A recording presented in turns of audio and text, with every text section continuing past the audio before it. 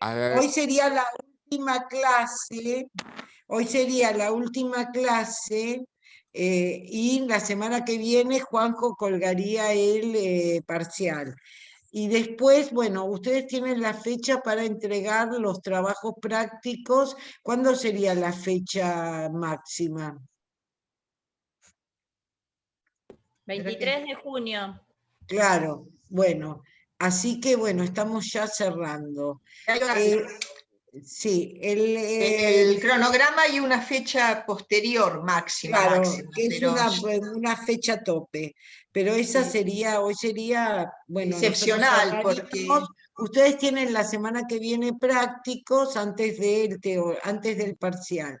Hoy nosotros vamos a ver a Terigi, que ella trabaja sobre todo, fundamentalmente, el proceso kirchnerista de los tres gobiernos y va a hacer como un diagnóstico de todo lo recorrido durante las tres gestiones, que se inician con Néstor Kirchner y continúa con 2 gestiones de Cristina.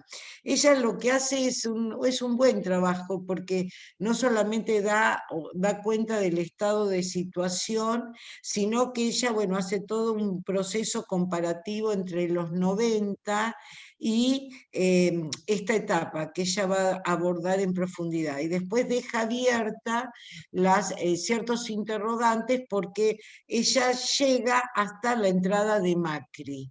Así que, es decir, y lo que plantea como interrogante es, bueno, ¿qué va a pasar con las políticas que se implementaron? ¿Cuáles son las posibilidades de esas políticas? ¿Cuáles son las debilidades que quedan a la vista en el sistema? Y eso me parece importante. Nosotros años anteriores lo confrontábamos este texto con el texto de Filmus, cuando Filmus hace un análisis global de todo el macrismo, y realmente, bueno, ahí lo que va a hacer Filmus, que a mí me parece inteligente, es seguir los programas. ¿Qué quedó de las gestiones anteriores y qué hizo Macri con eso? Entonces uno lo que va a ver ahí es toda una discontinuidad de las políticas, de todas las políticas. Bueno, ella empieza planteando los problemas, ¿no? Y dice que los problemas centrales en el sistema educativo argentino son la desigualdad, que nosotros lo vimos en las clases teóricas anteriores, la inadecuada estructura laboral de los profesionales que trabajan en la educación, no solamente docentes, sino técnicos, administrativos, los niveles de gestión. Teregi dice que, bueno, es inadecuado el sistema, cómo está pensado y cómo funciona, y eso se ve en el contexto de un federalismo muy frágil. ¿No es cierto? Porque el mérito es que ella está analizando el comportamiento del sistema educativo en forma global, entonces juega permanentemente con esa relación entre jurisdicciones, la nación con las provincias.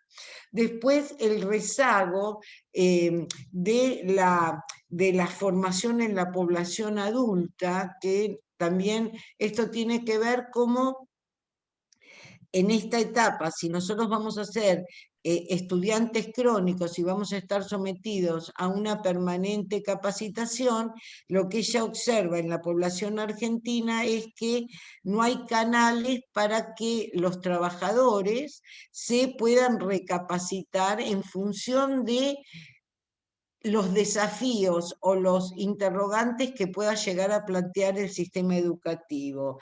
Y otro de los ejes que pone como un problema, una debilidad, es la selectividad del sistema educativo argentino, el sistema universitario argentino. Por un lado, el sistema universitario sigue albergando carreras totalmente de corte tradicional, como sería derecho, y por otro lado deja fuera o no instala carreras que serían para esta nueva generación científica.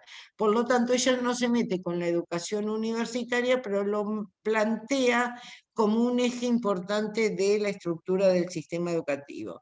Entonces empieza a hacer una comparación entre la reforma de los 90 y esta etapa.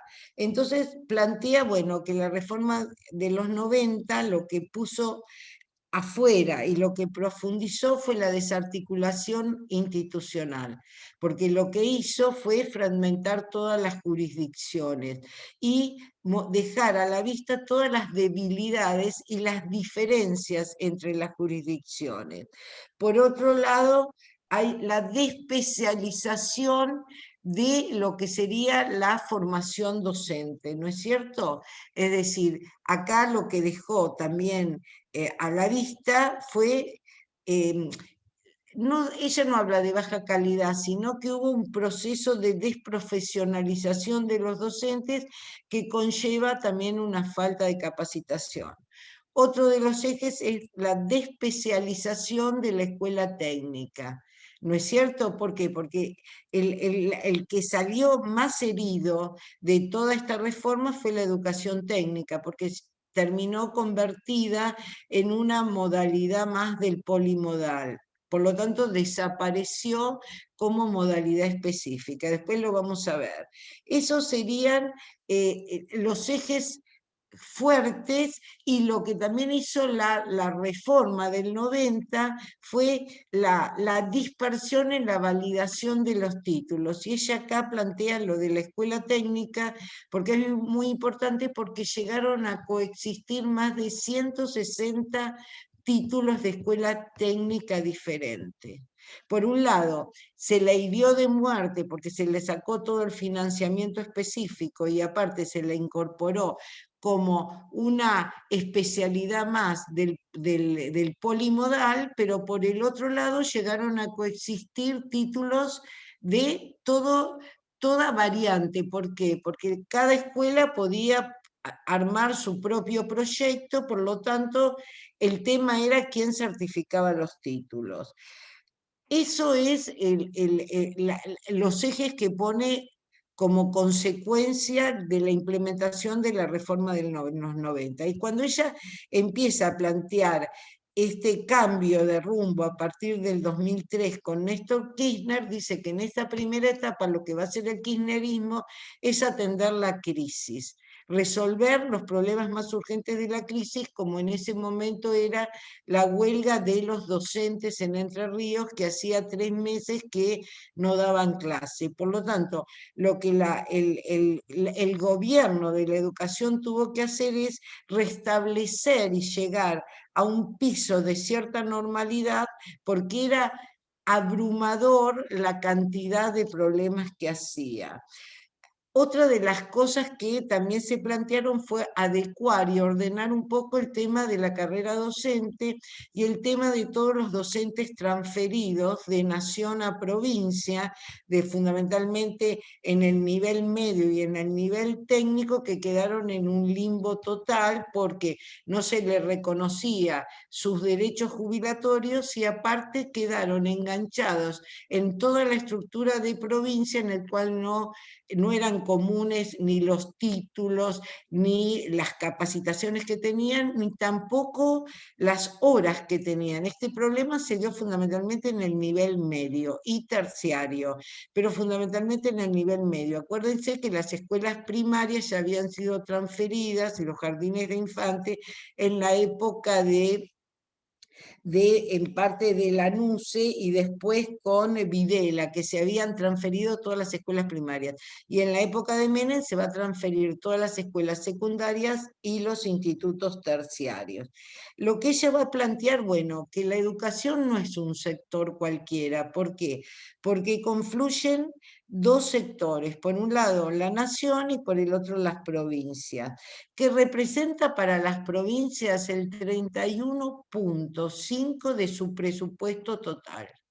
Fíjense, es más cara la educación que la salud, ¿no es cierto? Ahora no, porque estamos en época de pandemia, pero la educación se lleva en promedio en cada provincia el 31% del presupuesto. ¿Por qué? Porque tiene mucha carga docente, muchos recursos humanos, y aparte porque a partir de la educación también se dan otros servicios como servicios alimentarios y demás, y el mantenimiento de toda la infraestructura escolar. Por lo tanto, es un servicio muy caro, de los cuales lo que va a ser el kirchnerismo va a pasar del 3,2 del presupuesto a casi el 6%. Eso es algo histórico que no se había logrado nunca. Y otra de los logros, sobre todo en la primera etapa, la primera gestión de Cristina, es cuando crea el Ministerio de Ciencia y Tecnología. Lo saca de Educación y lo crea como ministerio. Después Macri lo va a reducir a una subsecretaría, ¿no es cierto? Y aparte la docencia absorbe el 8% de la fuerza laboral en la Argentina. Es un sector muy importante. Según los censos, hay más de 1.500.000 docentes y acá quedan excluidos los docentes universitarios. Por lo tanto, es una masa laboral importante que genera tensiones, ¿no es cierto? Y aparte porque a partir de la conformación de la CETERA a nivel nacional, tiene un peso fuerte todo el sindicalismo. Acá lo que va a decir Tereji es que a diferencia de Menem, que estaba en una oposición muy fuerte con el sindicalismo docente, lo que va a hacer el kirchnerismo va a ser incorporar esa base sindical en parte a su gestión de gobierno. Y si bien se le hace una crítica que ellos no formaron parte de la discusión de la Ley Nacional de Educación, sí después convalidaron dicha ley. ¿Por qué? Porque había que sacar una ley rápido. Ahora, ¿qué implica el presupuesto? ¿Qué implica que yo tengo un escenario donde hay varios actores? Por un lado, la comunidad educativa con padres, alumnos, docentes, y por el otro lado tengo la articulación entre la nación y las provincias. ¿No es cierto? Acuérdense que las provincias son muy fuertes porque prácticamente cubren todo el espectro del sistema, salvo en la educación universitaria, tienen presencia en todos los niveles. Por lo tanto, en esta puja entre nación y provincia, lo que va a haber también va a ser una puja de los presupuestos. Y hay algo que Terige dice y que es bastante importante, que lo toma de otros autores, es que las provincias contribuyen con el 88% del gasto total de la educación, toda la educación, incluida la no universitaria, y también participan con el 25% de la educación universitaria. Solventan su propia educación en el 88%, pero a su vez colaboran con la educación universitaria con una participación del 25%. Así que la educación universitaria no la paga el Estado nacional exclusivamente, sino que las provincias también aportan. Y acá lo que ella plantea en este escenario, diversas tensiones que pueden ser más fuertes o no, que van a depender de la coyuntura, que se van a dar entre los gobiernos provinciales, los gobiernos locales y a su vez los sindicatos, ¿no es cierto? Y mucha presión, porque hoy, al ser considerada la educación como un derecho, la participación de los padres empieza a ser cada vez más oída, o por lo menos en los medios. Por lo tanto, ordenar o la gobernanza de este sistema implica considerar este escenario y considerar todos estos actores.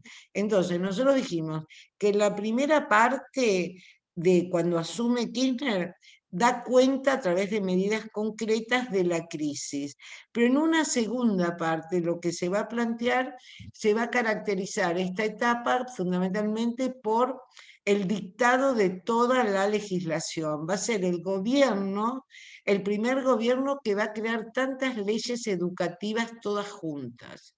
Que eso no había pasado.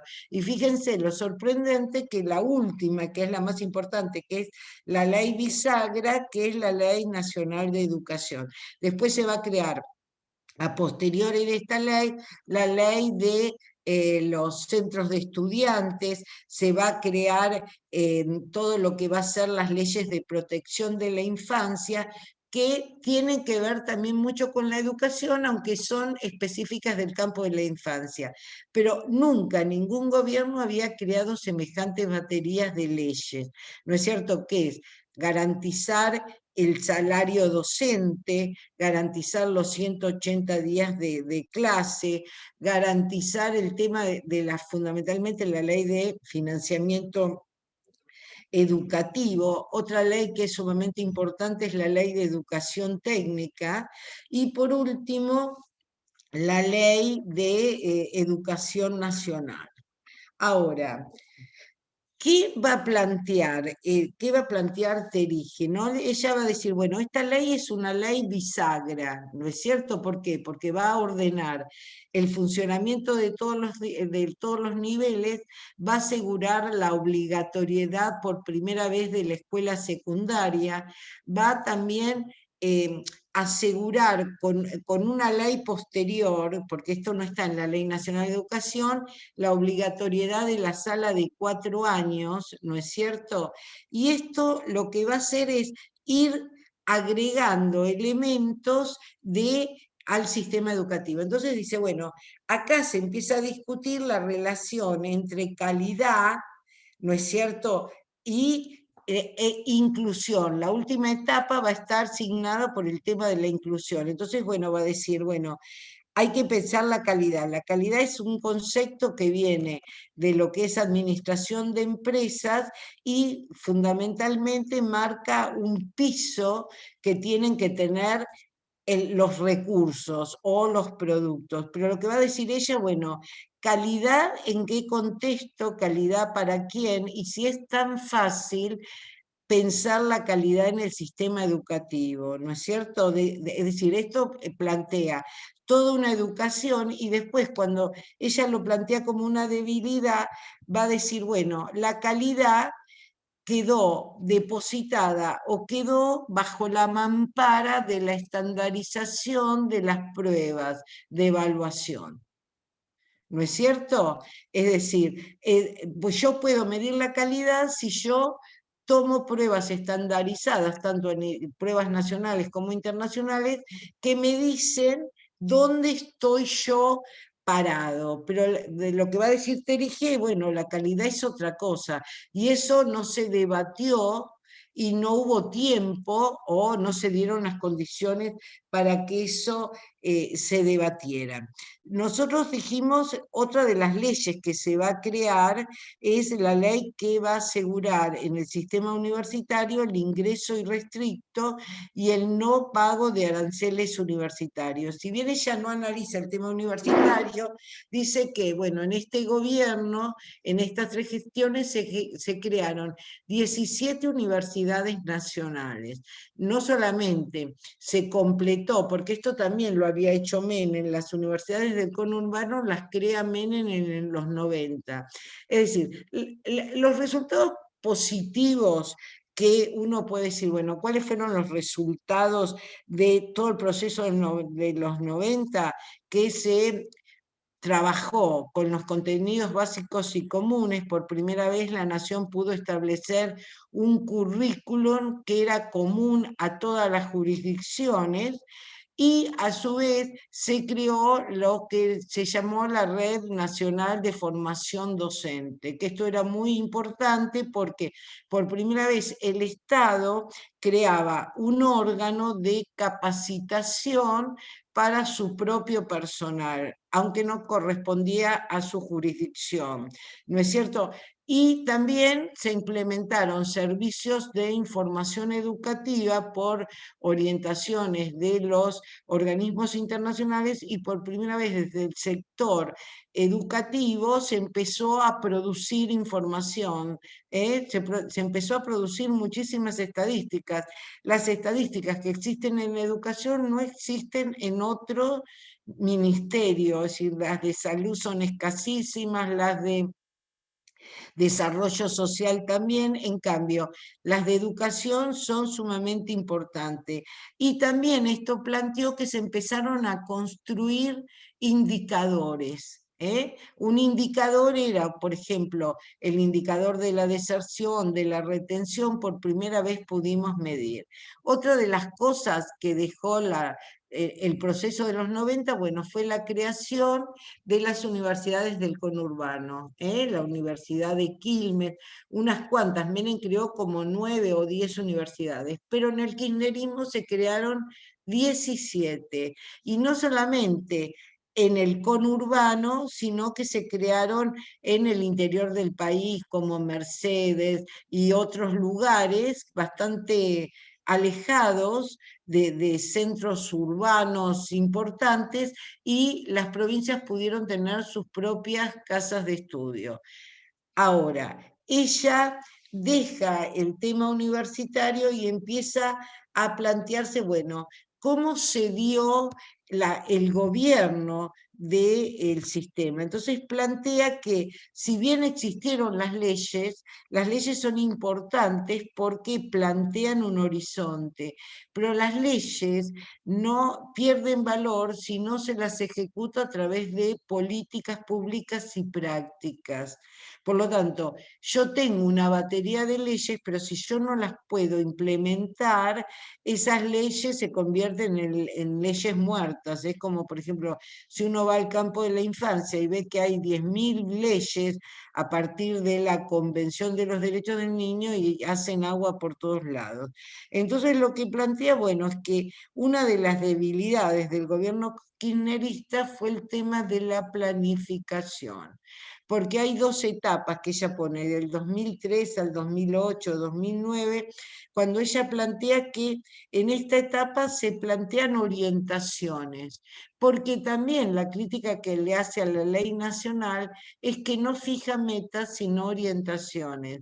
Y esas orientaciones son recogidas en el primer plan o planificación, donde son orientaciones muy vagas, poco precisas, y se empiezan a orientar, ¿no es cierto? Porque ese planeamiento dura como 5 años, se empiezan a orientar a ver el funcionamiento de los niveles, sobre todo el nivel inicial, porque era el que estaba más rezagado, ¿no es cierto?, en cuanto a cobertura, la incorporación de 75.000 chicos a la educación primaria que se correspondían con sectores vulnerables. Ahí está fundamentalmente los grupos originarios, ¿no?, que no podían asistir a la educación primaria, y el tema del funcionamiento de los niveles. Y aparte se empiezan a generar todo lo que serían los contactos o reuniones de trabajo en el Consejo Federal de Educación. Que si bien en la época de Menem tenía participación, no tenía, es decir, podía convocar a una política, pero no tenía fuerza de ejecución, no la podía ordenar, y acá sí. Entonces, lo que se plantea, bueno, en esta primera etapa son cosas poco precisas, vagas, donde no hay tiempo para estas orientaciones. En cambio, en la segunda etapa, sí, ya a cada una de estas políticas que se implementen se le va a poner una fecha, y se va a entender que estas metas son metas parciales. Ya no es algo vago, general, que está libre en el tiempo, sino que tiene un tiempo preciso y son metas parciales, que se pueden ir profundizando en la medida que se vayan elaborando otras políticas. Y acá entra a jugar fundamentalmente cómo empieza a notarse, o en el ministerio se da cuenta de la diferencia que había entre las jurisdicciones. Por lo tanto, acá lo que se va a plantear, bueno, cómo trabajar con cada uno de los niveles en cada jurisdicción y cómo hacer para que lleguen las políticas para favorecer una mejor capacitación docente y a su vez una mejor calidad en las prácticas, que ese era el problema. Y también la relación que hay entre los niveles educativos. Eso también es importante, ¿no? Que cómo se articula cada nivel con el otro nivel, que estaba totalmente desarticulada. Ahora, cuando uno toma este proceso, veis que es un proceso sumamente rápido que genera muchísimas, ¿no es cierto?, muchísimas políticas, y acá lo que se van a plantear es una serie de políticas muy concretas que van a ir, ¿no es cierto?, bajando a las provincias. Y, por ejemplo, el tema de las políticas sociales, lo que va a ser las políticas educativas y sociales, lo que va a hacer la nación va a ser tomar o continuar con políticas preexistentes y adaptarlas desde la jurisdicción nacional para que bajen a las provincias.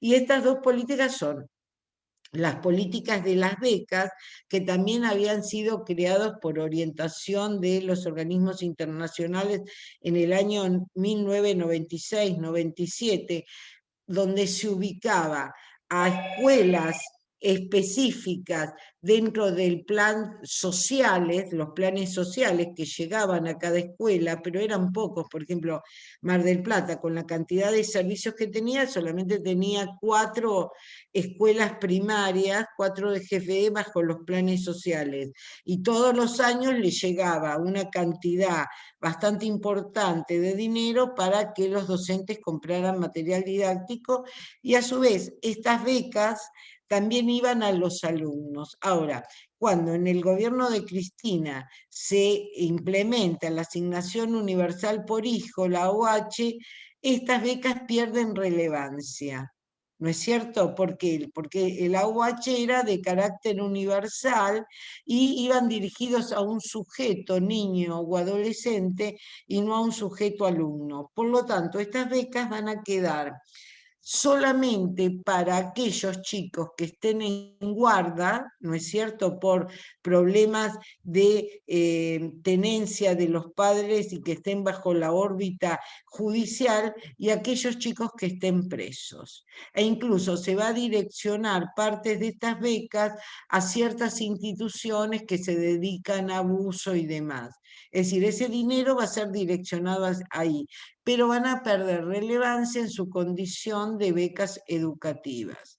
Aparte, el gobierno también implementó una serie de becas para chicos si querían estudiar magisterio a los mejores promedios, o también en la universidad se empezaron a dar muchísimas becas que venía de Nación. Yo tengo una sobrina que es ingeniera y sus primeros 3 años lo hizo con una beca que venía de Nación. Y ahí se evaluaba no solamente la condición económica, sino también tenía cierto peso el nivel de promedio, la cantidad de materias, pero por primera vez el gobierno nacional, piensen ustedes, que las becas universitarias las otorga la universidad desde su presupuesto. Estas becas venían directamente de Nación. Después se va a generar una serie de políticas que van a dejar o van a complementar lo educativo, que van a ser políticas sociales, que esto es realmente sumamente creativo. ¿Por qué? Porque van a tratar de buscar esa complementariedad o esa articulación entre la familia, la comunidad y la escuela. Y van a ser becas que tienen otro carácter con el tiempo y el espacio, y a su vez tienen que ver con la recreación. Por lo tanto, sus docentes van a ser docentes comunitarios o docentes de recreación o docentes que van a dar cuenta de producciones culturales. Entonces va, por ejemplo, una política que ya existía, un programa que ya existía, era el de las orquestas juveniles, que había nacido en los barrios, en las villas de emergencia de Buenos Aires, como la 31, y era un proyecto del gobierno porteño. Acá lo va a tomar el gobierno nacional, y todos los chicos que les gustaba la música formaban parte de estas orquestas, que está tomado a su vez de un programa colombiano piano, que es famoso, y a los chicos se les daba el instrumento que tocara, el violín, la guitarra y demás, que acá también se implementó. Y cuando lo desarticula Macri, porque hay que decir que Macri desarticuló absolutamente todo, ese programa, porque hay una orquesta juvenil en Mar del Plata, ese programa al final lo terminó absorbiendo la municipalidad, la Secretaría de Cultura, pero estuvo un tiempo interesante dando vuelta hasta que la municipalidad lo absorbió. O, por ejemplo, el Parlamento del Mercosur, donde los chicos a través de proyectos que presentaban tenían que deliberar sobre ciertas políticas, o por ejemplo el ajedrez, es decir, muchísimas, o proyectos que tenían que ver con el arte, que lo podía fundamentar, se podía fundamentar desde una escuela. Mar del Plata tenía varios proyectos de ese tipo, y donde el Estado Nacional mandaba todo el material, todos los recursos y la asignación de los docentes. Es decir, era entrar a la escuela, pero desde otra dimensión, porque lo que era importante era socializar en los consumos culturales. Bueno, todo eso quedó prácticamente desarticulado. Otro proyecto que fue sumamente importante, que este programa viene de provincia, se crea durante la época de Solá, yo se lo he dicho, es el FINE, que tenía poca relevancia hasta que Nación lo incorpora y lo extiende no solamente a los chicos que adeudaban materias, las últimas materias del último año, sino que lo hace extensivo a todos los años. Al principio tenía que ver con lograr la terminalidad educativa de aquellos que adeudaban pocas materias, pero empezó a tener tanto nivel de demanda que se hizo para no solamente el secundario, sino el primario, aunque se estima que los casi 700.000 egresados que tenía en el año 2015, el 80 y pico por ciento venían de la escuela secundaria. Esto es realmente importante porque a su vez mejoró el nivel de titulación de la población de 25 a 29 años. Yo les dije que, por ejemplo, los indicadores de calidad de vida, esto es importante, la titulación de la población, porque eso a mí me permite ser un país de desarrollo intermedio y poder acceder a créditos internacionales con menor interés. Y aparte mejora la posición de los países en términos de estándar de calidad. Por lo tanto, el FINES contribuyó muchísimo porque en pocos años permitió que los jóvenes pudieran tener una titulación de nivel secundario. Y generó también una masa importante, porque no solamente atravesó la escuela media común, sino que después terminó en la escuela técnica. Chicos también que habían abandonado la escuela técnica pudieron terminar con el FINES. En términos de estadísticas y en términos de país fue sumamente beneficioso, aunque hay gente que, bueno, critica la calidad de los contenidos o la cantidad horas de clase que tiene un alumno en el FINES, ¿no es cierto? Bueno, eso por un lado. Ahora, ¿qué cuando, por ejemplo, ella trabaja con el concepto de la escuela técnica, ella plantea, bueno, que en los 90 fue una escuela totalmente desarticulada, se la desarticuló, y una de las primeras cosas que va a ser el gobierno, va a ser Filmus, va a trabajar para la elaboración de una nueva escuela técnica. ¿Por qué? Porque bueno, yo le dije que en ese espacio no solamente se había producido una gran deserción, y si quedaron en pie las escuelas técnicas fue por sus docentes, porque no permitieron que se cerraran, y aparte ellos estaban conectados en una red bastante importante, sino que, bueno, lo que se dieron cuenta es que en esta propagación de títulos lo que se perdía eran los contenidos, por lo tanto, se volvieron a los a lo que se llamaba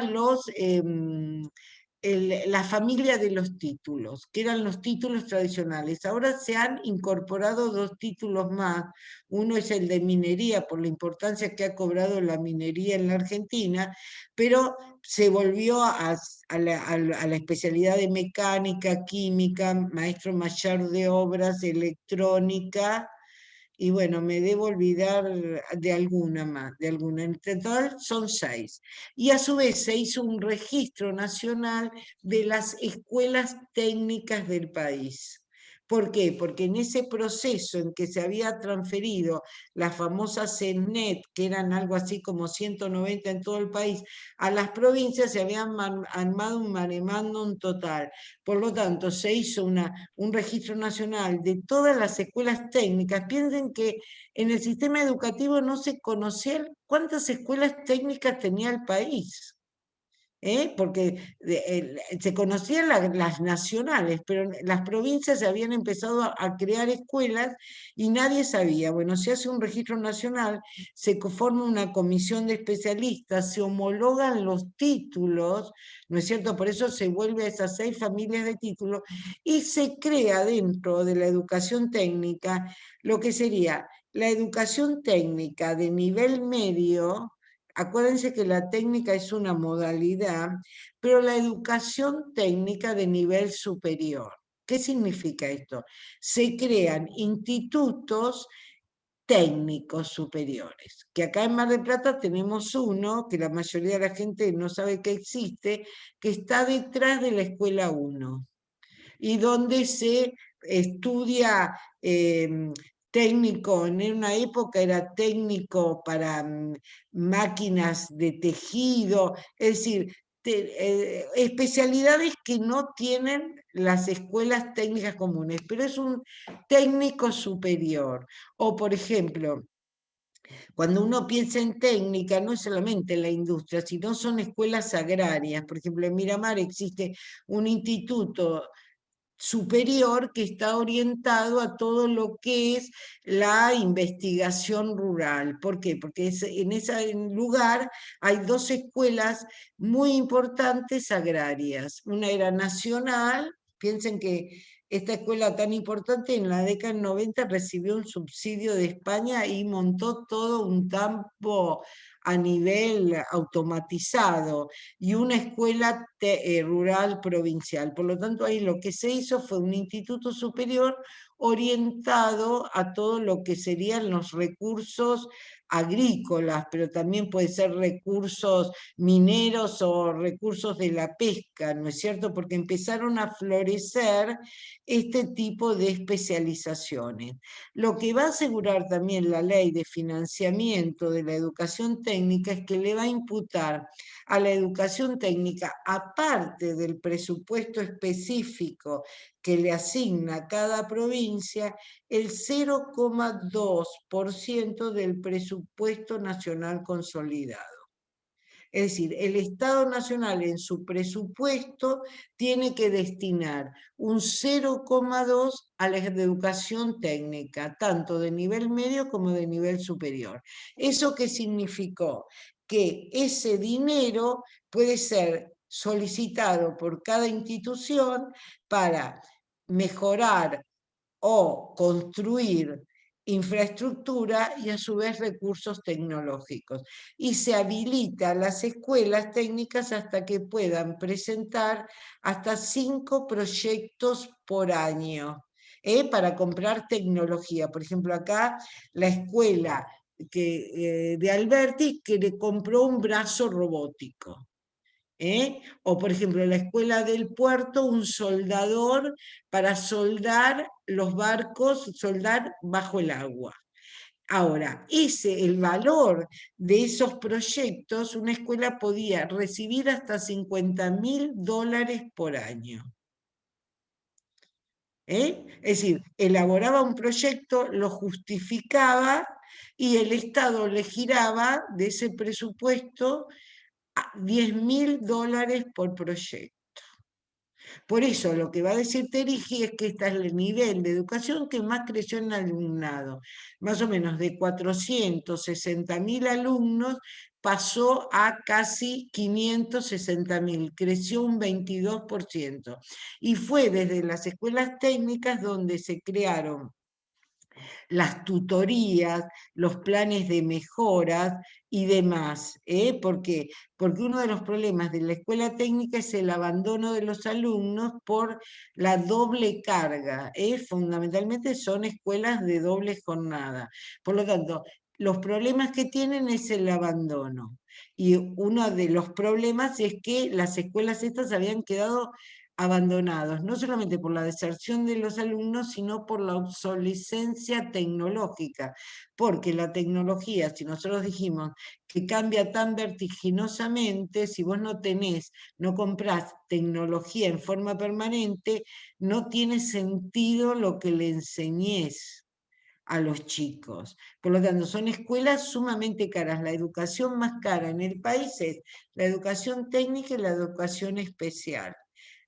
Ahora, no tanto la educación especial, porque como a través de los proyectos de integración, ¿no es cierto? La educación común absorbe al integrado, pero cuando el chico estaba en escuelas especiales, tiene una carga de personal que es altísima. Bueno, en la educación técnica se da la carga del personal, pero a su vez el costo de los recursos tecnológicos, costo y mantenimiento. Bueno, el gobierno de Kirchner, durante el kirchnerismo, es como que puso de vuelta a flote estas escuelas. Y aparte realmente las mejoró. Otro de los temas dentro de estas políticas sociales fue el tema de lo que era la compra de libros, libros y juegos didácticos para los chiquitos del primer ciclo, pero fundamentalmente las famosas ludotecas para los jardines de infantes. Hasta se compraban juegos infantiles. Según el inventario, durante estas gestiones se compraron más de 60 millones de libros y se construyeron 1.600 escuelas. Hay que darle a estos datos, 1.600 escuelas en todas las jurisdicciones, que los hizo el gobierno nacional. Bueno, ahora, cuando dirige dice, bueno, la Argentina, si la comparamos con otros países, salvo Chile, que tiene en promedio su población 9,7 meses, 9 años, 7 meses de escolaridad, la Argentina tiene 9,5 meses de escolaridad su población. Después de Chile sigue la Argentina. A su vez, la Argentina en estos años ha disminuido las tasas de analfabetismo. De 2,9 ha pasado a casi 2, realmente lo ha revertido. Pero dice, bueno, tiene problemas estructurales de difícil resolución. Y uno de los problemas más serios es la escuela secundaria, va a decir. ¿Por qué? Porque la escuela secundaria no está preparada para recibir tantos alumnos. Creció, fíjense, en el año 2003 tenía un nivel de egreso del 39%. ¿Está? De los 100 que ingresaban, solamente se recibían el 39%. Y otro de los indicadores que también se va a medir mucho en la Argentina es el tema de cuánto tarda un chico en recibirse. Si lo hace en los tiempos normales o si le toma 2 o 3 años. Y eso se empezó a medir. Entonces, a diferencia de la escuela primaria, que logra una cobertura prácticamente universal, ¿no es cierto? Y que se mejora también en estos años, que si era del 94%, llega en estos años a ser del 98%. Y la universalización que se logra en la sala de 5 años, donde prácticamente todos los niños de 5 años asisten a la escuela y casi un 80% de los alumnos de 4 años, en la escuela secundaria solamente, ¿no es cierto?, solamente logran recibirse o terminar el 55-56%. si bien aumenta un 10% la matrícula en la escuela media, hay casi 500.000 alumnos más, no se logra que estos alumnos lo puedan hacer en tiempo y forma. Y aparte, los primeros años hay un altísimo nivel de repitencia, ¿no es cierto? Y si se logra la permanencia es en base a la repitencia. Repiten y permanecen. Entonces, lo que va a decir es que los sectores más favorecidos o que los que logran recibirse son los sectores que pertenecen a los quintiles más altos, pero no así los más bajos. Entonces dice, bueno, el formato de la escuela media es totalmente expulsor.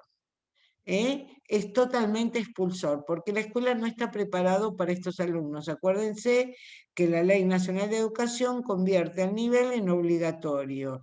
Antes yo podía ir a la escuela, pero si yo quería dejar de ir, dejaba de ir, pero nadie me iba a buscar, yo no violaba ninguna ley. Por lo tanto, la escuela no se preocupaba de retener a los alumnos. Ahora, la escuela se la obliga a retener. Entonces, lo que dice es, bueno, que hay una currículum que es totalmente rígida, una especialización disciplinar de cada uno de los profesores y aparte que la división del trabajo se hace a través de horas cátedras y nadie apuesta a crear otro formato que pueda dar cuenta de las transformaciones del sistema educativo. Por lo tanto, hay que revisar la formación de los docentes de la escuela secundaria y ella dice, sí hubo transformaciones en la formación de los docentes de la escuela primaria inicial y hasta especial, pero no de la escuela secundaria, porque sus docentes están acostumbrados a trabajar con una cantidad de alumnos determinado en un monogrado y por disciplina. Les cuesta mucho trabajar en equipos y también les cuesta crear otras regulaciones que habiliten la convivencia entre los alumnos. Entonces, tiene un sistema muy rígido en cuanto a la asistencialidad, hacia la promoción, ¿no es cierto? Y si bien se orienta o se estimula la implementación de otros formatos, es lo que se conoce como las nuevas gramáticas escolares, las nuevas gramáticas institucionales, estos no tienen un alcance, estos no tienen alcance, quedan en la experiencia. Entonces ahí toma los casos de las escuelas, de las experiencias nuevas que se han hecho en la Ciudad de Buenos Aires, en Córdoba, en Santa Fe. Volvamos a la escuela, por ejemplo, donde en Santa Fe se iba a buscar a los alumnos y se formateaba proyectos para cada uno de esos alumnos y se hacía todo un proceso de acompañamiento e incluso el alumno recuperaba las materias que adeudaba, es decir, no a la repitencia, yo repito de año y cuando repito tengo que cursar todas las materias. En cambio, en estos formatos yo solamente recursaba la materia que había aprobado. O el tema de la asistencia tenía que ver con ciertas prerrogativas que se articulaban o consideraban la condición laboral del alumno y demás. Aparte eran escuelas que trabajaban con cargas horarias menores. Entonces dice Terigi, bueno, si bien estos, algunos han sido experiencias novedosas e interesantes, quedan libradas a la voluntad y a la capacidad de los docentes. Pero el Estado, desde tanto su órbita jurisdiccional, nacional o provincial, no ha creado un plan para que abarque a la totalidad de las escuelas. Y el que dice, bueno, y los que son más renuentes a estas nuevas implementaciones son los sectores sociales de más alto target, que no quieren cambiar este formato, que es un formato para el siglo XIX, pero no es un formato para los tiempos actuales. Entonces, lo que es un poco lo que hablábamos la semana pasada, bueno, ¿qué hago yo con estos jóvenes que la escuela no los puede atraer, ¿no es cierto? Y ponen en riesgo la sustentabilidad del sistema social, porque acá lo que se plantea, bueno, es la gobernabilidad. Entonces va a decir, bueno, acá el gran fracaso es la escuela media, entonces tenemos que revisar cómo se forman a los profesores de la escuela media. No se les enseña a trabajar por proyecto. Otra también de las políticas que ella recalca como sumamente valiosa fue los proyectos tecnológicos, ¿no es cierto? El plan Conectar Igualdad y también toda la producción que tiene que ver con las pantallas o todo lo que es el desarrollo audiovisual. Por ejemplo, lo que va a hacer este gobierno, que ahora los relanzó, ¿no es cierto? El Paca Encuentro relanzó como cinco, no sé qué decirle, son plataformas, 5 canales con contenidos actualizados, va a producir desde estos espacios 20.000 títulos. Entre documentales, programas culturales, va a producir, durante estos años se producen 20.000 títulos, que eso es industria cultural. Es decir, esto es realmente, nunca ningún gobierno había tenido una política cultural tan direccionada y a su vez que va a crear canales específicos como Canal Encuentro, Paca Paca, bueno, el Estado Nacional había tenido un canal oficial, no es cierto que era el Canal 7, ahora es Argentina Televisión de Color, qué sé yo, ahora es Educación Pública, pero lo que va a ser, que aparte tiene un nivel de rating bajísimo, no supera el 1 y pico, 2%, y que tiene buenos programas. Lo que va a hacer es crear canales específicos para una orientación para los más chiquitos con Paca Paca y va a recoger contenidos históricos y aparte sociales, que eso nunca había existido. Con respecto a los planes de eso puede hablar más Zoe que yo, los planes de Conectar Igualdad, ¿no es cierto? Lo que va a hacer, se van a entregar cerca de 5 millones de computadoras.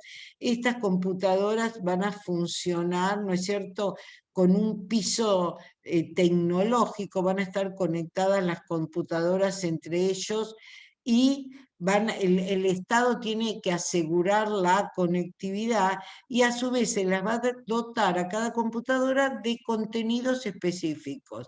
A los primeros que se lo va a dar van a ser a los chicos de educación media, después a docentes, después se le va a dar a chicos de educación especial. La crítica que ella le hace, que si bien esto fue realmente muy importante porque era acercar contenidos recursos tecnológicos, piensen que de todos los chicos que recibieron la computadora, el 34% no tenía computadora en su hogar, ¿no es cierto? Por lo tanto, esto fue un avance realmente importante y aparte que vino acompañado de capacitaciones específicas a los docentes, que fueron muchos más docentes de los que se piensa en TIC, ¿no es cierto? Muchísimos.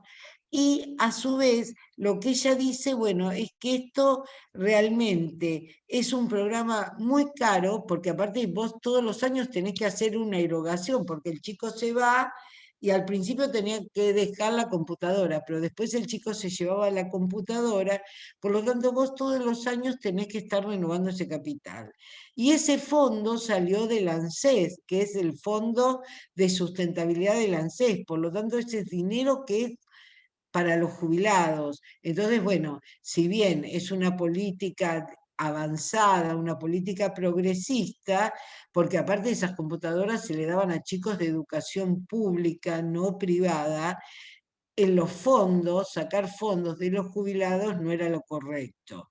Bueno, cuando llega Macri desarticula todo, incluso se tomó 4 años en repartir las computadoras que habían quedado de la gestión anterior y todo el programa se desarticuló, porque aparte ese programa implicaba la contratación de diseñadores, de técnicos y demás.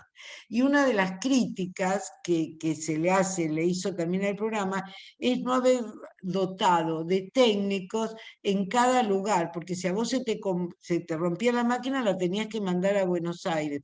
Entonces eso generaba mucho retraso, muchos problemas. Es decir, si el país es federal, lo que se tendrían que haber creado es centros de administración y mantenimiento técnico, por lo menos en las ciudades más importantes del país. No se podía mandar todo a Buenos Aires. Bueno, esa es una de las críticas que se hace al programa. Ahora, UNICEF evaluó, bueno, cuál fue el impacto de este programa y realmente, bueno, lo consideró que realmente, bueno, hizo 2 cortes, 2 estudios, y lo que detectó, bueno, es que había escuelas, un grupo de escuelas que recién, cuando les llega la computadora, empiezan a implementar el recurso. Había otras escuelas que realmente ya conocían el recurso, y había escuelas que directamente ya creaban sus propias herramientas pedagógicas, porque el sentido no era manejar la computadora, sino que docentes y chicos pudieran conectarse con la información desde otro lugar y que el docente pudiera crear sus recursos pedagógicos. Y lo que se demostró en estos primeros 2 estudios, que los que menos aprovechaban la computadora eran las disciplinas más duras, como la física, la química, eran los que menos lo usaban. No obstante, los que tuvieron un uso más eficiente del recurso fueron los chicos de educación técnica. Eso, ahora, hoy el recurso está muchísimo más, está más expandido, hay más formación de los docentes, y gracias a esta pandemia, que fue lo único que dejó, es que, bueno, se está empezando a conocer mejor el recurso y un poco se ha perdido el miedo a su utilización. Pero ustedes piensen que este programa surge en el 2012, 2011, ahora se me fue la fecha, y realmente fue sumamente importante. El mismo programa lo tiene Uruguay, y Uruguay nunca interrumpió, porque una de las cosas que pasa acá es que para que un programa pueda ser eficiente, tiene que tener continuidad en el tiempo. Vos lo podés modificar, adaptar, pero vos no lo podés eliminar, porque si no, no tiene sentido. Aparte, esa fue una inversión que se perdió, porque es decir, si vos no actualizabas después las máquinas o los contenidos, realmente fue una inversión muy grande que vino otro gobierno y la tiró a la basura. Y una de las cosas que también dice Terigi es que cuando uno analiza el sistema educativo en su totalidad, lo que va a ver es que seguimos funcionando desde un federalismo frágil. Y lo que queda a la vista es que hay jurisdicciones que tienen mejor calidad educativa. Por ejemplo, La Pampa es una de las provincias que está en la cabeza, Capital Federal, Córdoba, Mendoza, y hay otras jurisdicciones que tienen un retraso a nivel técnico y a nivel educativo que es muy marcado, fundamentalmente las provincias del norte, donde se dan a su vez, porque el tema de cuando vos pensás políticas educativas, vos también tenés que pensar esas políticas como multidimensionales. Por ejemplo, en todo este proceso, esto va a ser atravesado por el ESI, que es la Ley de Educación Sexual Integral. Esa ley es para trabajar en la escuela. Se puede trabajar en diferentes espacios, pero también en la escuela. Fundamentalmente fue pensada para la escuela. Y hubo jurisdicciones, en realidad la implementación de esa ley recién ahora se está empezando a bajar con muchísimos problemas, pero hubo jurisdicciones que directamente nunca la aplicaron. Es decir, cuando ella habla de, bueno, cómo el sistema está fragmentado y cómo responde a quién es el gobernador o la tradición política de ese sistema, uno ve, por ejemplo, que con el tema embarazo adolescente, que es un problema social muy importante, que el mayor porcentaje de adolescentes, de embarazo adolescentes, se dan en las provincias del norte. Salta, Jujuy, Formosa, Misiones, cuadriplican los porcentajes de Buenos Aires. No estoy hablando de la ciudad de Buenos Aires, de la provincia de Buenos Aires. La provincia de Buenos Aires está en la escala de las 24 jurisdicciones en la mitad. Por ejemplo, otra estadística que es importante, que tiene que ver con las violencias de género, el bullying y demás, es el tema de la muerte de los adolescentes. El último registro de UNICEF del año 2017 analizó las muertes por violencia de adolescentes, y si yo le dijera, bueno, ¿qué jurisdicciones del país tienen la mayor cantidad de muertes por violencia y suicidios de adolescentes? ¿Ustedes qué me dirían?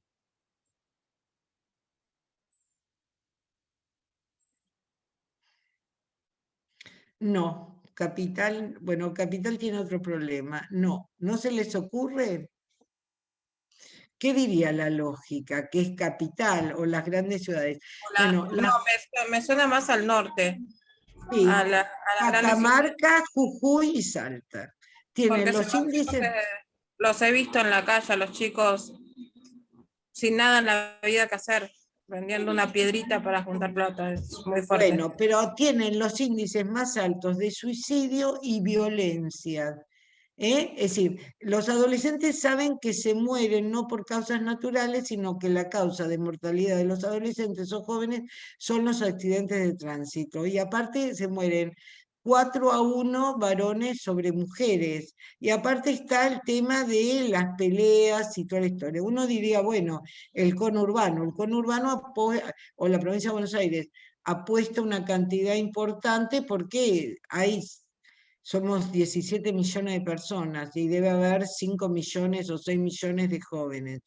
Pero los suicidios y estas muertes se producen en 3 provincias, Salta, Jujuy y Catamarca. Y eso realmente, y Córdoba y Capital tienen un problema que está citado ahí por UNICEF, que tienen un 40% de subregistro, no registran estas muertes, y en los certificados de defunción ponen causa indeterminada.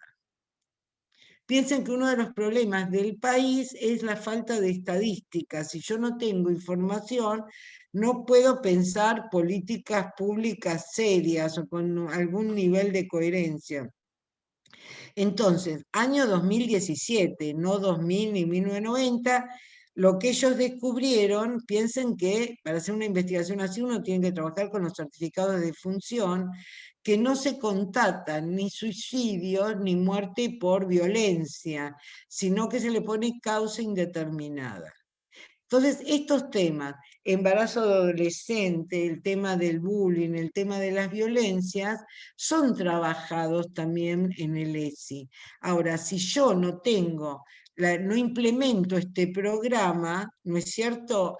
Eso hace que yo tampoco pueda manejar o pueda hacer efectiva otras políticas, porque la principal institución que puede bajar estas políticas es la escuela, porque es un espacio concreto, ¿se entiende? Ahora sí, por eso yo decía en una parte, bueno, no hace falta, la ley es una condición necesaria, pero no es suficiente.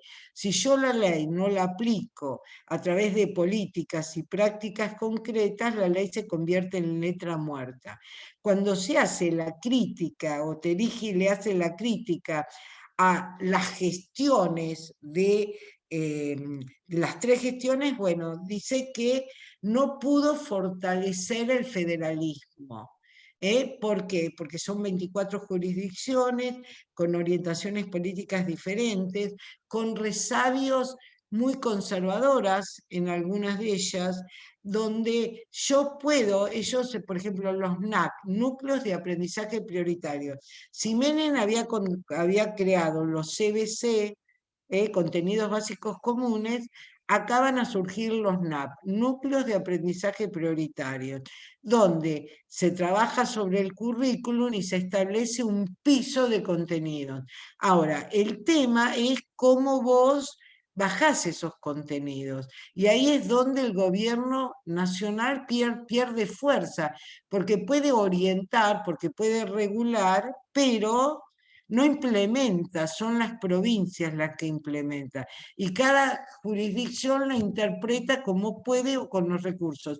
Y él dice, bueno, hay un federalismo frágil porque hay provincias que sí aportan el porcentaje que le corresponde de presupuesto, pero hay provincias, fundamentalmente como las del norte, que no lo hacen. Por lo tanto, el tema, volvemos al tema de la calidad y al piso. ¿Cuál es el piso que tiene que tener el sistema en su totalidad? Y eso no salta cuando los resultados de las pruebas estandarizadas, que serán recontra criticadas, pero que, bueno, te dan una cantidad. Otra de las cosas que dice es el tema de que hay que modificar la carrera docente. Y esto también me parece sumamente interesante. Esto lo dice Tenti Fanfani de hace muchos años. Es decir, hay que adecuar la carrera docente a los nuevos tiempos. Entonces, no puede ser que las promociones docentes sean promociones verticales. Soy maestra de grado, después paso a ser secretaria, directora y, si quiero, inspectora. La carrera docente es una carrera técnico-profesional, por lo tanto hay que crear otros atajos y hay que crear otros cargos que tienen que ver de gente que esté armada para poder elaborar contenidos pedagógicos. Es decir, hay que crear otras necesidades u otros puestos laborales que la docencia necesita. Hay que empezar a coordinar pedagógicamente las prácticas educativas. Bueno, esos cargos no existen porque realmente el cargo de director queda golpeado o abrumado por todo lo que es el trabajo administrativo, porque aparte es muy burocrática la escuela, está todo el tiempo demandando y demandando y demandando planillas. Entonces, si la docencia no se hace una profesión atractiva, que cada uno pueda canalizar sus capacidades en muchas líneas, esa profesión se termina desprofesionalizando, porque no es, un ser docente no es ir y cobrar un sueldo. ¿Se entiende esto? Entonces, es decir, hay que salir del estatuto del docente o esa carrera vertical, piramidal, rígida, y crear otros cargos. Por ejemplo, cuando surge la educación técnica, la ley de financiamiento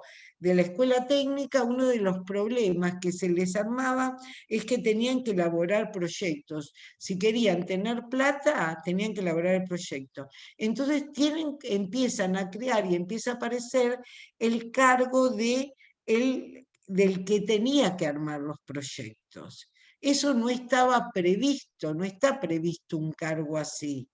¿Se entiende esto? Entonces, un poco trabajar sobre estos niveles y quizás, por ejemplo, otra de las falencias que se vio en la implementación del Plan Conectar Igualdad es que no había maestros de TIC, con el título de TIC. Ese profesional tiene que estar, porque es el que articula todos los contenidos y va formando al resto del personal. Bueno, se armó el programa, se compraron las computadoras, se dio la conectividad, se crearon toda la estructura de mantenimiento, pero no se nombró a la persona más importante, que era el maestro de las TIC. ¿Se entiende esto? Entonces es como que el sistema, como es un sistema muy pesado en recursos humanos, es como que no habilita la creación de otros perfiles laborales. ¿Está? Es decir, tener un programador pedagógico. Piensen si ustedes relacionan esto con Yeyati, lo que vimos la semana pasada, que si yo quiero dotar o poner en marcha programas de tecnología para que mis alumnos conozcan la tecnología, pero fundamentalmente para que se puedan apropiar de la información y construir un dato, porque yo puedo tener la información, pero si no sé construir un dato, tengo información, ¿no es cierto? Pero si yo no tengo un programador que pueda orientar todo el trabajo docente, eso queda a voluntad del docente que se quiera capacitar, a voluntad de la capacidad de cada docente. Porque no es lo mismo, porque uno muchas veces corta por la edad y dice, bueno, una persona de 50 años no, pero muchas veces no es la edad, sino la voluntad. ¿No es cierto? Entonces, esos recursos, todo eso le faltó, independientemente si uno toma todo lo que hicieron en estas 3 gestiones, muy pocos gobiernos hicieron tanto por la educación, piensen ustedes. Y otra de las críticas también muy fuertes que se les hace es que no cumplieron con el tema de la doble jornada o jornada extendida. Es decir, ellos a 10 años promulgada la ley en el 2006, a el año 2016 tendrían que haber tenido escuela de doble jornada son 8 horas y de jornada extendida son 6 horas, el 30% de su matrícula, fundamentalmente la matrícula vulnerable. También la ley habilita la creación de jardines maternales de los 45 días a los 2 años. Acá en Mar del Plata ya hay algunos jardines con sala de 2. Pero, por ejemplo, en lugares como Dolores, Maipú y demás, hay jardines, la mayoría de los jardines públicos que hay tiene sala de 2. ¿Está? Entonces, eso es un agujero Algo fuerte. que yo tengo una duda con respecto a las políticas de Estado. ¿Cómo se entiende eso dentro de lo que es la ley nacional? No, la ley está. La ley te fija las orientaciones, las metas y fundamentalmente, bueno, qué contenidos tienen que estar presentes en la educación, que son los objetivos de una nación. Ahí es el tema de, bueno, el tema de la memoria, el tema de la Sí, diversidad. yo a lo que me refiero por la continuidad de los proyectos. Bueno, Porque la yo continuidad de sí. Sí, no, ¿qué había quiere decir? leído, por ejemplo, que no se pudo desarmar lo que fue Canal Encuentro porque era una política pública. Por Bueno, eso pero no vos se la pudo desarmar. política pública, está bien, pero vos la política pública la desarmás no invirtiendo.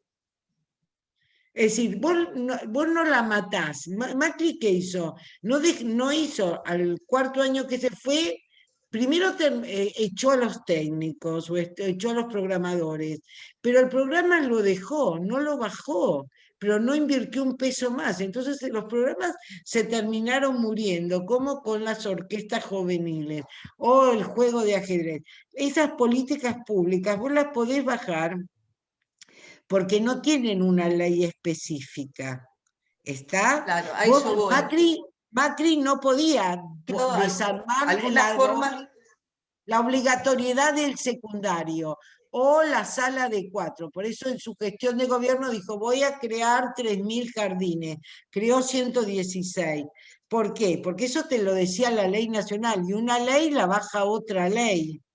¿Está? Ahora, vos una política pública la bajás no invirtiendo, la matás sola, no, ni siquiera la derogás, no invertís. O como dice una de estas, por ejemplo, vos eran contratados, esta gente no entraba en planta permanente del Estado.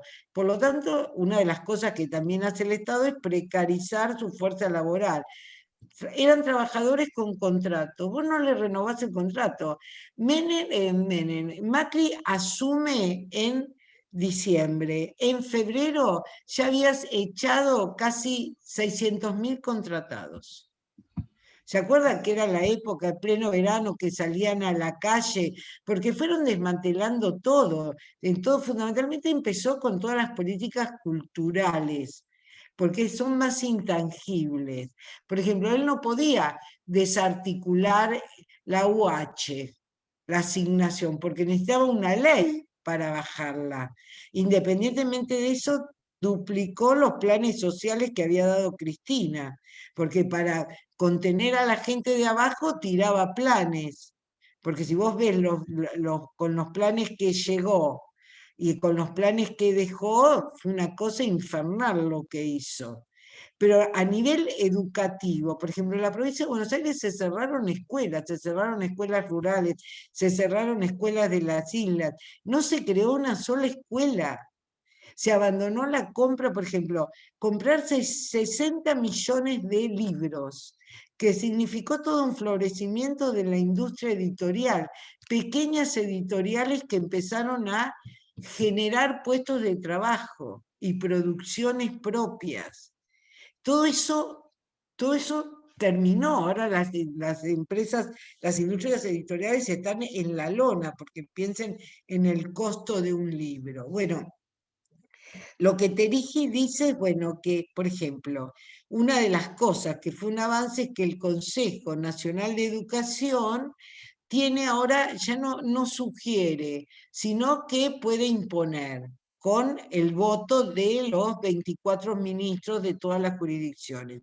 Sin embargo, la Ciudad de Buenos Aires no acató la cuarentena, no acató cerrar y terminar con la presencialidad, fue a la Corte.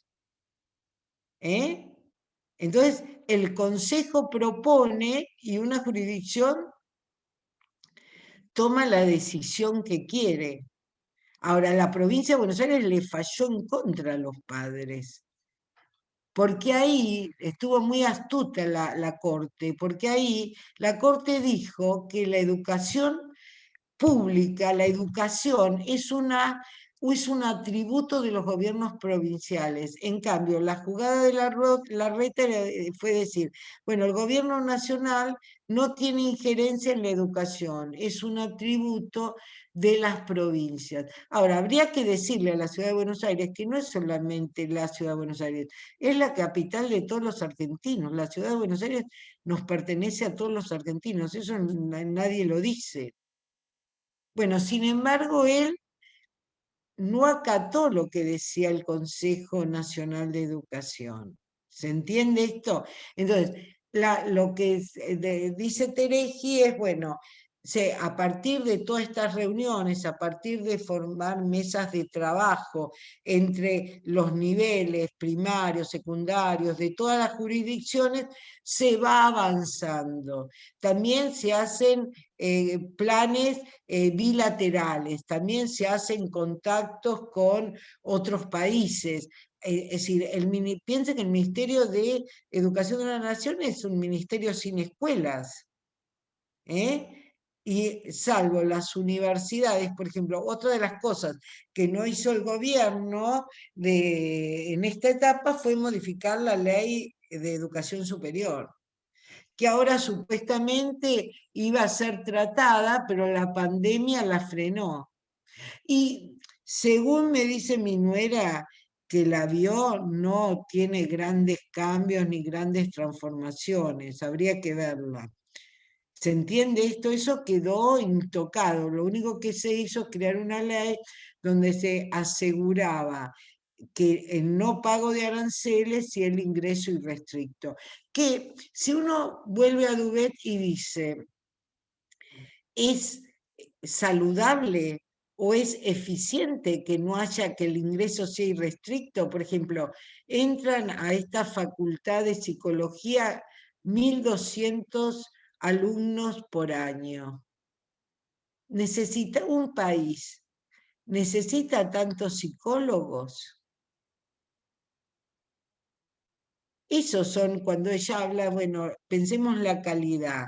La calidad para quién, para qué país, qué perfil. Porque si vos no discutís la calidad, tampoco podés pensar, bueno, ¿cuál es el perfil que quiero para mis docentes? ¿Se entiende esto? Entonces, cuando uno analiza el sistema educativo, bueno, tiene que analizarlo. La relación nación-provincia, el tema de los currículum, ¿qué de esos núcleos problemáticos comunes de aprendizaje lo que se da en cada provincia? ¿Cómo se implementan las otras políticas? ¿Cómo se ven atravesados? Por ejemplo, el tema de la memoria, el tema de la ciudadanía, el tema de educación sexual, es un tema transversal que tiene que atravesar toda la currículum. Ahora, ¿qué Te hago una jurisdicción consulta. lo da bien? Tengo una ¿Sí? consulta, sí, tengo una consulta con respecto al ingreso en restricto. Yo viví las dos partes, viví el ingreso irrestricto y el no irrestricto. Yo di el ingreso en restricto para económicas y me fue horrible, o sea, me fue re bien en el ingreso y después cuando entré a la facultad me fue horrible, o sea, eso tampoco asegura una calidad, porque yo la verdad que era un queso. Y en humanidades entré sin... Ah, también Juan me parece que estaba igual que yo. Y cuando fui a humanidades nada que ver, porque si bien ingresé sin ninguna traba, me siento mucho más cómoda al moverme por humanidades, al moverme por los textos. Hasta me saco notas que en económicas ni las vi. O sea, yo en económicas lo más alto que me saqué fue un 250. Era terrible. Y había hecho No, es todo el ingreso terrible, te no, no, mata. horrible fue. Yo lo mío en económica fue horrible, fue una vergüenza ajena. Pero sin Bueno, embargo, pero ves, pero espera, pero siempre cuando nos hacemos esas preguntas, nos las respondemos desde nuestra posición individual, desde nuestra subjetividad, qué pasaba con nosotros, cómo lo atravesamos. Pero acá como país nosotros nos tenemos que plantear si tenemos una política que piensa la educación como un bien público para todos, como país nos tenemos que plantear, bueno, ¿qué profesionales necesitamos? ¿Es lícito gastar tanto dinero para tener tantos? Hace unos años la Fundación Antorcha, pero te estoy hablando de años 94-95, había hecho un estudio sobre la cantidad de abogados que había en la Argentina y concluyó la relación, porque los contó a todos, que cerrando la Facultad de Derecho, nosotros nos alcanzaban los abogados hasta el año 2030. ¿Entienden? Entonces, nosotros, por eso cuando yo les hablé de que fue débil en la planificación, ¿por qué? Porque hay tensiones siempre, hay tensiones de, por ejemplo, ¿por qué las universidades del conurbano son relativamente eficientes y relativamente, quiero decir esto y dejo, exitosas? Porque tomaron los dispositivos de las educaciones privadas, de la educación privada, por ejemplo, esos son carreras a término, abren y cierran carreras. Tienen un 20% de personal de planta y el resto son contratados. Entonces, ¿qué hacen? Forman tantas cortes, ¿no es cierto? Por ejemplo, ahora yo estaba escuchando una universidad, no sé si es Moreno, ¿no? Una de esas, que tiene la carrera de técnico y licenciado en logística de transporte. Transporte es marítimo, todo, terrestre, bueno. Ahora, esa carrera queda para siempre, no, ellos la dan durante 5 años, arman una cantidad de recursos humanos, la cierran y abren otro. ¿Por qué lo pueden hacer? Porque su personal es un personal que no tiene estabilidad. Eso es, lo toman de la escuela privada. Entonces, ¿qué les permite eso? De acuerdo a las demandas del mercado o de las demandas que requiere el conocimiento, van dando respuestas. Ahora, ¿es un planteo duro? Sí, pero en un país donde los recursos son escasos, donde hay tanta desigualdad, donde se requiere de otros profesionales, con otro nivel de experticia, con otro nivel de formación, con otro nivel de actualización, lo que hay que plantearse, bueno, ¿es racional en función de los recursos? ¿Se entiende esto? El otro día yo escuchaba que la Universidad de Buenos Aires, el rector decía que estaba re orgulloso porque habían creado ingeniería en minas o en petróleo. Yo pensé, pero este hombre es un pelotudo. ¿Pero dónde va a sacar la Universidad de Buenos Aires una mina o un pozo de petróleo? Puede tener la refinería en La Plata, pero es lo único que tiene. Alguien que conoce el campo del petróleo, de minería, sabe que es un disparate eso. Entonces, esas adecuaciones vos las tenés que hacer en función de los recursos que tenés y lo que vos necesitas como país. Ahora, vos me decís, ¿es lícito que la Argentina tenga ingenieros agrónomos, ingenieros en forestación, veterinarios? Sí es, y tendría que tener mucho más y más biotecnólogos. ¿Por qué? Porque la Argentina es una potencia agrícola. Ahora, yo necesito otros profesionales.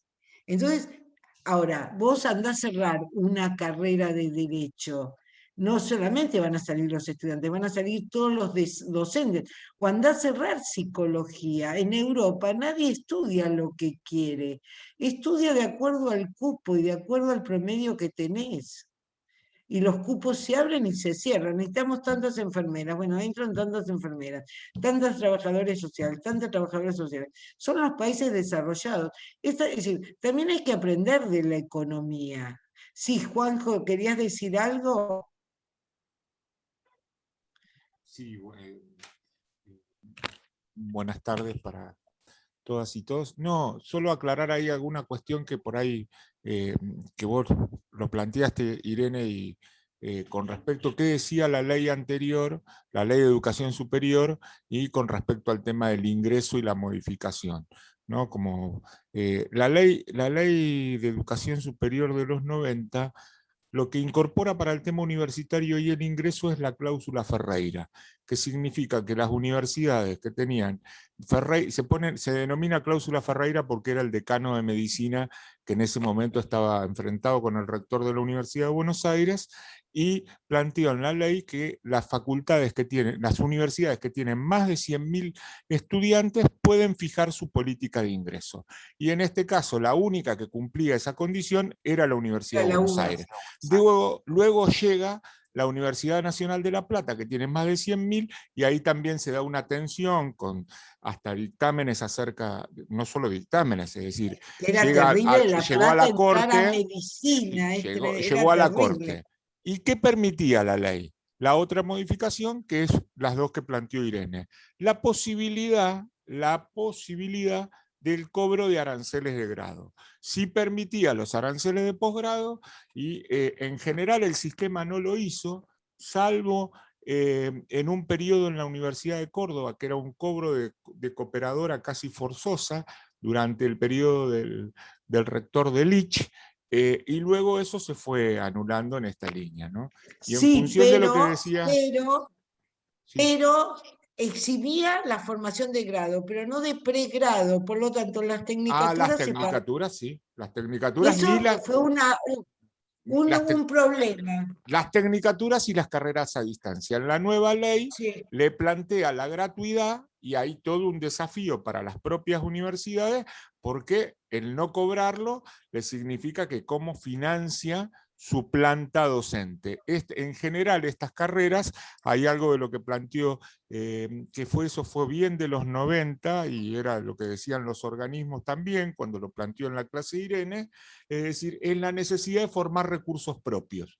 Entonces, muchas de esas carreras se montaban en base al cobro de una cuota, y entonces, bueno, se sostenían, pero vos tenías que tener un número importante, ¿no? En esto como para marcar. ¿Y qué sucedía en la universidad? Para aclarar por ahí lo que decía Cecilia. Nuestra universidad plantea por estatuto, antes de la reforma de la ley, que el ingreso es irrestricto. En la reforma del estatuto en el año 2011, que se expresa en el 2013. Todavía no estaba la ley. Una definición de la política institucional que podía dar la posibilidad de que el Ministerio de Educación no lo aprobara. Terminó saliendo la reforma y no lo apeló. También se había dado esa situación porque la Universidad de Mar del Plata estuvo casi 20 años sin estatuto adecuado a la ley, tenía estatuto pero no estaba adecuado a la ley, y una de las cuestiones es, por lo tanto, cada unidad académica definía cómo era el ingreso. Pero acá hay una diferencia de cómo se entiende el ingreso irrestricto hasta la vuelta de la democracia. El ingreso, cuando hablábamos de ingreso restricto, era ingreso con cupo, como fue el ingreso hasta el año 83. Entonces vos tenías que para estudiar Derecho, como planteaba Irene recién, solamente entraban 40 estudiantes. Se anotaban 800 o 900, los más grandes nos vamos a acordar, Cristina, Irene, yo, alguno más, eso era así, digamos, 60 para Sí, yo tal me carrera. acuerdo que la Universidad de La Plata era una moledora de carne, sobre todo para entrar a estudiar dentista y medicina, era terrorífico. Salían los diarios la cantidad de gente. Es decir, ¿qué pasa después con la ley? Cada unidad académica define cómo es el ingreso. Económicas define un ingreso con el LAP y 2 asignaturas, Derecho define un ingreso con 2 asignaturas, porque le daba a cada facultad. No había una política de la universidad. Vos entras a la... Entonces ponele, Derecho son 2 materias, Ingeniería, Psicología tenía algo parecido con el LAP a Económica, y Humanidades no definió política de ingreso. Lo que esto también significa otra cuestión, que es uno de los problemas que tiene la universidad pública, es el grado de abandono que se da en que te impide también planificar. Es decir, vos decís, tenés 1000 ingresantes y a esta altura en las aulas no hay más de 700, 600, es decir, bueno, porque también esto, es decir, bueno, ¿qué políticas compensatorias tendría que hacer la institución, teniendo en cuenta los circuitos, como habló Irene en lo anterior, teniendo Sí, en cuenta y lo del aparte UDES? otra cosa, Es la decir, no todos llegan educación, con la misma herramienta, y cuando vos decís, exacto, pero yo voy al la parcial y edu- me saco 250, es decir, porque ¿qué pasaba? Por ahí vos no tenías, en ese caso, con otra, y esto uno lo ve, donde el mayor grado de abandono por parte de los estudiantes no es por el desaprobado. Directamente no se presentan a los parciales, pero en un número, estos son los números del sistema, están, uno lo puede ver. Cuando planteaba Irene, que esto es interesante para ver, la conformación de las universidades de los 90 del conurbano, vienen con otro planteo. Primero, no se organizan por facultad, se organizan por departamentos. Entonces le da la posibilidad de mayor flexibilidad, no solo curricular, sino en las tomas de decisiones. Como decía No, y Irene, aparte trabajar más por proyecto. trabajar por ¿Se acuerdan? ¿Se más, acuerdan? Aparte, más la dedicaciones. educación es algo muy caro. ¿Se acuerdan de esa nota que hablamos el otro día de la universidad en Corea y cómo se les exige a los chicos? Si leen esa nota, yo la leí, hay familias para ir a las mejores universidades, ahorran toda la vida, que la educación de cada hijo sale entre 300.000 a 400.000 dólares. Ahora, con esos aranceles que pagan, porque si el alumno no paga esos a la calle, la universidad no cubre ni el 50% de todo lo que gasta. El 50%. Piensen en los costos de la educación universitaria. Nosotros estamos acostumbrados a pensar que la educación es, bueno, total, vamos, nos sentamos en una silla, tenemos un aula, capaz que está limpia, menos limpia, y el sueldo docente, la luz y el gas. Pero ustedes piensen en carreras que son tremendamente tecnológicas, que requieren microscopios electrónicos, que requieren todo tipo de tecnología que nosotros ni sabemos ni que siquiera existe y que se paga en dólares y que se compra, que muchas de esa tecnología ni siquiera se produce en el país, que se trae de afuera. Eso sale con plata del Estado.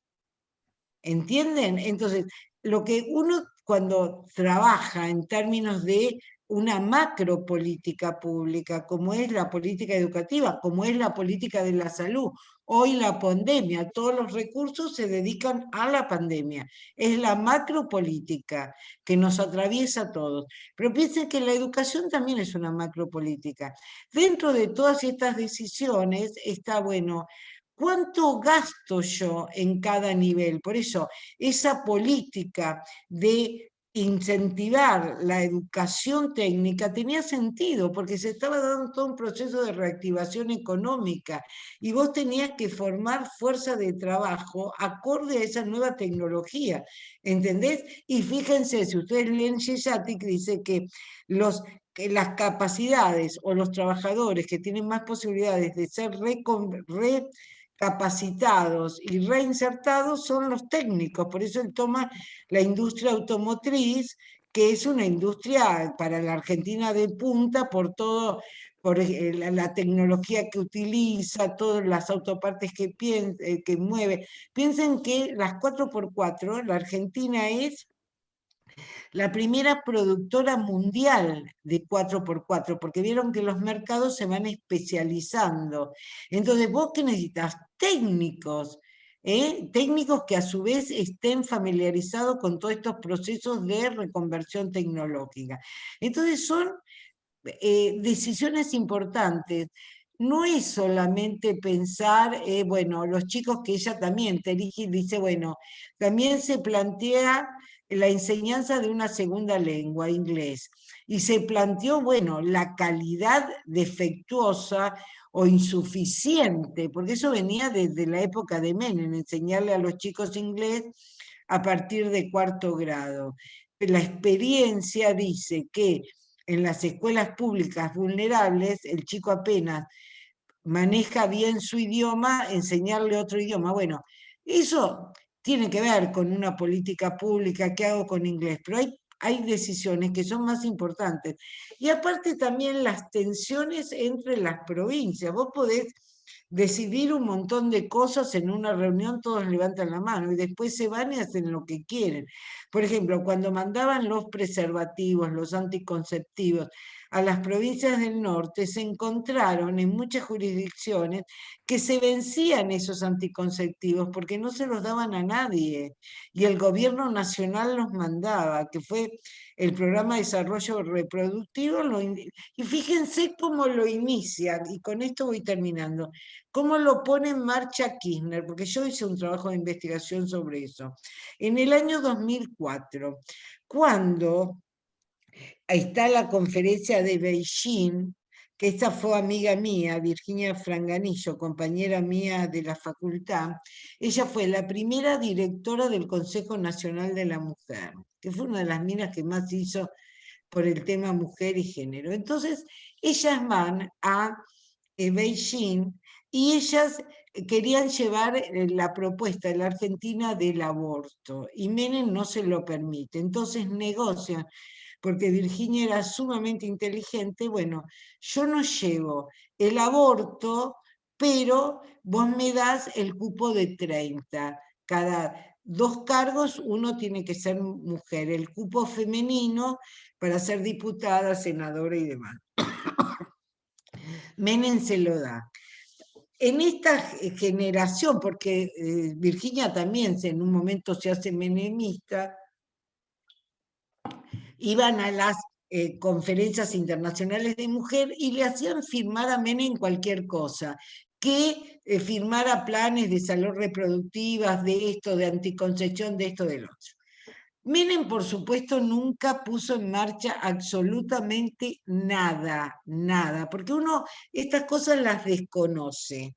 Llega Kirchner y en función de todo lo que había firmado Menem, le dicen a Kirchner, o usted, piensen en el momento que llega Kirchner, que la Argentina estaba en default, no recibió un crédito de nadie, solamente le podía tirar algo el BID. Entonces le dice, si usted no pone en marcha el plan de salud reproductiva, no recibe un crédito.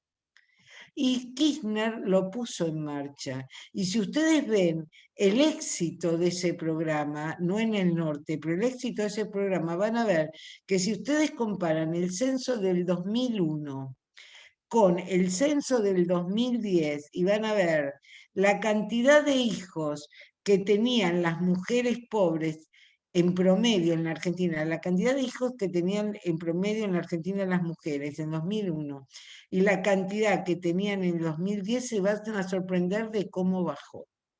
gracias al programa, a la política de salud reproductiva. ¿Se entiende esto? Entonces, ahora, vos le mandás todos los anticonceptivos, todo. Incluso se podían dar vueltas las trompas, es decir, se habilitaba un montón de cosas. Pero si después a vos te sabotean esas políticas, pues eso queda en letra muerta. Ahora, es lo que Tereji dice que, bueno, que el gobierno nacional no tuvo la fuerza suficiente por compromisos políticos y por todas esas tensiones para poder auditar el cumplimiento de esas políticas. El ESI fue otro ejemplo. Recién ahora, cuando volvamos a la presencialidad, el ESI sí va a tomar fuerza propia, porque ya es una demanda de los alumnos también. Pero fíjense, el ESI se firmó cuando, ¿en qué año se firmó el ESI? En el 10, 11, una cosa así, porque fue posterior a la Ley Nacional de Educación. Entonces, bueno, esto es algo muy complejo. Y este es un ministerio pandemia, es decir, este gobierno es el gobierno de la pandemia. Bueno, ahora, si uno analiza y compara cuando llega Macri, que nosotros eso lo dábamos, no hubo programa por programa que no volteó. Aparte, otra de las cosas que también surge con el gobierno kirchnerista es la paritaria docente y en la recuperación del salario docente. Eso también es importante. Piensen que con Menem, tanto los jubilados como los docentes prácticamente en 10 años, en los primeros 7 años no deben haber tenido 2 aumentos. Porque era así, por ejemplo, entrar a la universidad, vos ahora como si entraras y ganaras 2.000 pesos, un ayudante 2.000 pesos, había que sostener eso. Piensen que los jubilados no tuvieron un solo aumento en 10 años.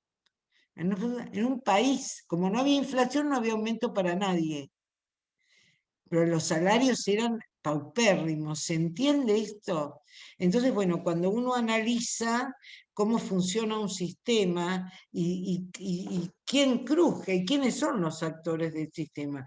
Hoy otro actor central es la educación privada y nadie la menciona. Y se lleva sus lindos manguitos, ¿eh? Sus lindos manguitos se lleva la educación. Y nadie lo menciona, ni siquiera los sindicatos hablan de eso. ¿Por qué? Porque el falso progresismo. Porque no, ¿cómo me voy a meter yo con un trabajador docente por más que pertenezca al ámbito privado? Bueno, hay que hablar de eso, es la plata de todos los argentinos. ¿Dónde la pongo? ¿Dónde no la pongo? Y en la universidad también hay que hablar de eso. Necesito tantos abogados, necesito enfermeros, terapistas, no solamente ingenieros, hay otros trabajos, profesiones que se necesitan. Y capaz que los necesito en un momento y en otro momento no tiene sentido. Pero eso yo tengo que hacer permanentes estudios de demandas y eso no es dar respuesta al mercado, sino es tener una visión pragmática de, fíjense, las universidades del conurbano se quedan, que no tienen historia, se quedan con todos los proyectos tecnológicos más dinámicos. Por ejemplo, se quedaron con el tema de la vacuna del COVID. Son ellos los que, si vamos a tener una vacuna argentina, va a salir de la Universidad de San Martín. Se quedan con todo y no tienen experiencia. Hasta se dieron el lujo de crear un departamento en ciencias de materiales. Y no tenían ni ingenieros. ¿Se entiende esto? Por eso lo que hizo la época de Menem es poner a competir a las universidades por los recursos. Después eso, estos lo cortan porque al crear el Ministerio de Ciencia y Tecnología, los recursos los direccionan hacia ahí. ¿Entienden? Bueno, ¿alguna duda, alguna pregunta? Y vamos dejando.